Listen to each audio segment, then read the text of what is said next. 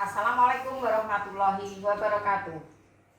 Selamat pagi untuk kelasku mahasiswa di perilaku organisasional. Jadi mata kuliah ini namanya kalau di bahasa Inggrisnya adalah apa? Organizational behavior. Jadi yang kita pelajari nanti adalah perilaku manusia, perilaku karyawan, ya, dengan segala macam backgroundnya.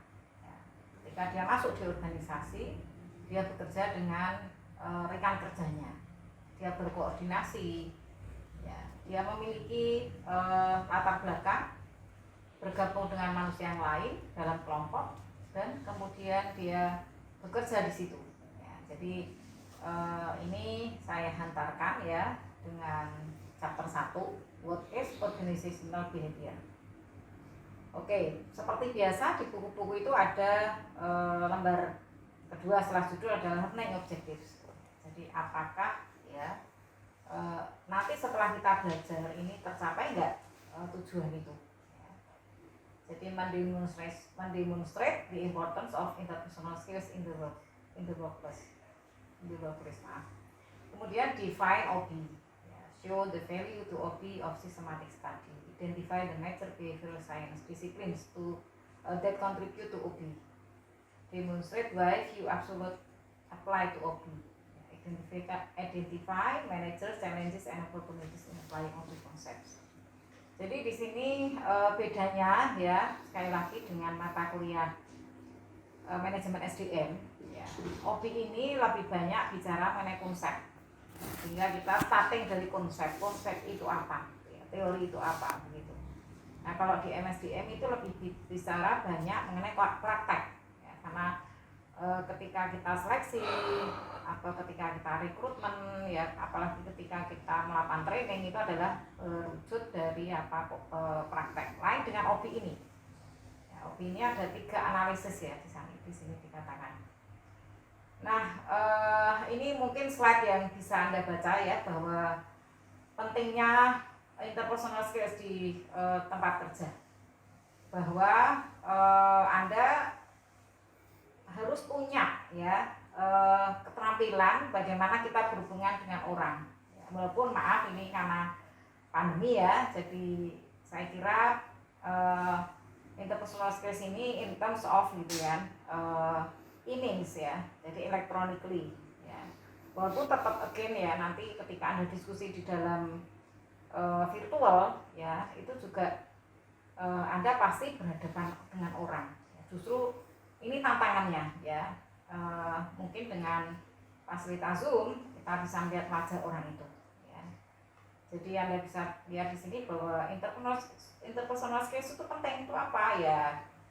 Karena good places to work itu have better financial performance, betul ya. Jadi ada kaitannya, jadi jangan dianggap bahwa orang bekerja kemudian dia merasakan nyaman ya. Ketika merasakan nyaman kan berarti dia bisa perform dengan baik ya. Performance dia secara individu itu menyumbang performance kelompok menyumbang performance organisasi yang di situ ya.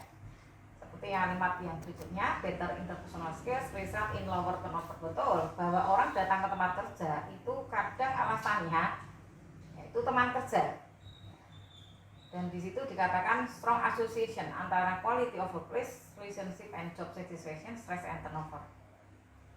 Dan juga itu akan meningkatkan awareness of dari social responsibility. Nah, ini yang selanjutnya adalah bicara peran ya dari seorang manajer atau fungsi, peran dan keterampilan. Ya semua orang saya katakan manajer karena dia memanage, dia mengelola. Tidak ada orang yang bisa bekerja tanpa bekerja sama dengan orang lain. Jadi manajer ini someone who gets things done through other people in organizations. Nah, organisasi ini wadahnya. Ya. Dan Mintzberg di situ memberikan kesimpulan ya bahwa manajer itu perform 10 different highly interrelated roles or set of behavioral attributable to their jobs. Nah ini Anda bisa melihat sendiri ya kelompok-kelompoknya, interpersonal, informasional, decisional ya. Oke, nah ini bisa Anda baca sendiri ya untuk yang peran manajer, karena saya yakin Anda sudah belajar di mata kuliah manajemen pengantar. Nah, ini saya mengatakan OBI. OBI itu apa? A field of study that investigate the impact ya dari individu, grup, dan juga di dalam struktur, di dalam organisasi. Untuk apa? Untuk keefektifan organisasi. Nah, complementing intuition with systematic study ya, bahwa kita harus sistematik ya. We know how the person perceive ya, bahwa situasi itu memang akan mempengaruhi ya persepsi seseorang. Lalu evidence based ya, kemudian intuisi ya, di situ intuisi bicara mengenai gut feelings ya, seseorang mengapa hari ini bisa memutuskan dengan cepat. Nah, di situ. Nah, saya akan langsung ke identify the major behavioral science discipline that contribute to it. Jadi ini yang tadi saya katakan ada 3 level, individu, grup, dan organisasi. Nah, Anda bisa lihat kontribusinya apa ya. Jadi dari ilmu yang OBI keperilakuan itu hybrid science ya, ada ilmu psikologi, ada ilmu sosial psikologi, ada ilmu sosiologi, ada ilmu antropologi. Ketika kita bicara budaya ya, setiap organisasi itu kan punya karakteristik sendiri, punya nyawa, punya jiwa. Nah, jiwa ini ya bisa kita wadai dengan belajar organizational culture. Maka itu sebenarnya kita recalling dari ilmu antropologi ya. Lalu ketika bicara motivasi itu bicara psikologi ya. Ketika kita bicara komunikasi itu bicara sosial psikologi. Dan ketika misalnya komunikasi atau formal organization theory itu bicara sosiologi. Nah, kita bekerja lalu bertemu di dalam kelompok dan organisasi. Jadi ada psikologi, sosial psikologi, sosiologi, dan antropologi. Nah, kemudian ini Anda baca sendiri ya, saya kira tadi sudah saya jelaskan. Nah, saya kira ada beberapa kita mempunyai tantangan di situ dan peluang ya, konsep-konsep OBI itu dipakai di mana gitu ya. Jadi kategori of employment, type of employment, baik itu bisa mungkin full time, part time ya, fleksibel, job sharing ya. Flexnya apa ya? Bisa ya, sekali lagi tadi saya katakan places of employment. Sekarang ini kita virtual itu ada di situ ya. Kemudian kondisinya apa? Kita bisa lokal, bisa ekspatris. Nah, sekarang dibatasi saya kira ya, orang pergi ke luar negeri itu dibatasi. Ya, tentu juga harus ada misalnya izin visa misalnya. Ada union yang dia bergabung di situ. Lalu kita bicara kompensasi. Ya. Oke, lalu setelah itu tentu kita bicara bahwa OBI konsep itu bicara apa sih gitu ya. Bagaimana kita merespons yang namanya pressure secara ekonomi. Dalam kondisi yang sulit, tough economic times ya, di situ efektivitas itu menjadi kunci ya. Seperti sekarang, mohon maaf ya, pada masa pandemi hotel-hotel tutup karena tidak ada pengunjung, kalaupun ada itu hanya 1-2. Nah, ini kita bicara bagaimana dari sisi OBI ya. Tentunya kita bisa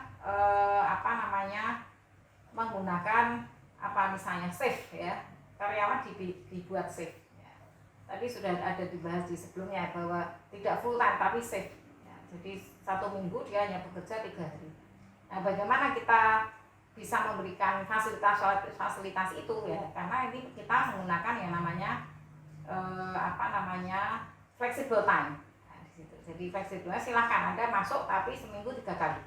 Tapi diatur oleh perusahaan. Oke, jadi saya kira kita belajar OBI ini juga nanti bicara diversity, keberagaman, dan juga customer service ya. Ini beberapa ada di sini, silakan. Dan tadi sudah saya singgung sosial media sekarang menjadi sangat penting ya, kita bekerja di sosmed, bahkan UMKM itu harus sekarang sadar teknologi, melek teknologi ya. Ya, jadi ada semacam positif organizational yang dikatakan di sini, creating positive work environment. Bagaimana kita mengembangkan kekuatan kita sebagai manusia, ya, vitality kita, resilience kita, dan potensial yang unlock harus terbuka di situ. Ya. Nah, tentu setiap mata kuliah pasti ada belajar etika ya, bagaimana OBI juga considering about ethics, ya, bagaimana memuaskan karyawan. Saya kira kita harus bicara juga misalnya etika, bagaimana seorang wanita misalnya jangan dibuat eh, perlakuan yang berbeda, itu kan kita bicara etis karena setiap karyawan punya hak yang sama kan di situ. Ya. Oke, saya kira itu yang kita pelajari ya. Di sini juga ada input, ada outcome variable seperti apa sehingga dia puas, ya, dia positif, dia tidak stres, dia bisa mengelola stres dengan baik. Ya, sehingga muncullah yang namanya OCB, Organizational Citizenship Behavior, atau bahkan dia keluar, atau dia kuat bekerja dalam grup, dia meningkatkan produktivitas. Oke, lalu implikasinya bagi manajer seperti apa? Oke, saya kira itu ya, chapter 1 cukup. Terima kasih. Selamat pagi.